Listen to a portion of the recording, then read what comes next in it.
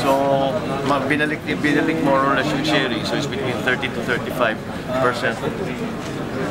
30 to 35% for each of the three products. So, that's okay. Well, okay naman ang industriya na tatanggap naman yung effective, the effective increase in tax is somehow less than 20%, that's okay.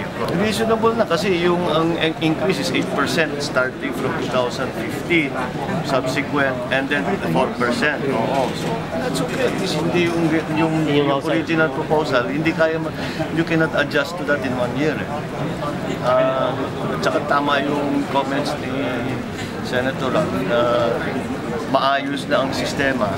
Pagka masyado natin pinalitan, baka hindi na gumana dahil hindi done the way it's supposed to be.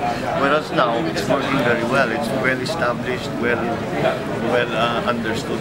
Hindi kasi nung nakaraan, hindi sila nakapagsalita ng masyadong mabilis na sa House.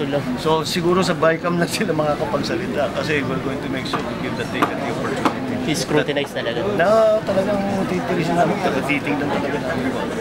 Kasi ang problema kasi sa ganito, dito sa syntaxes, ilan lang ang nakakaintindi rito.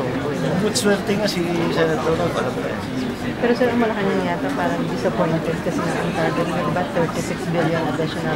Pero hindi nga nila hindi na nga, yung original na 60. Oo, Purisima sir. Yung original was 60, bumaba na lang ng 30. Pero hindi nga namin maintindihan saan kinuha yung number na yun.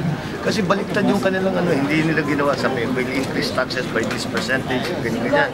Tapos with that taxation rate, ito yung kikitain.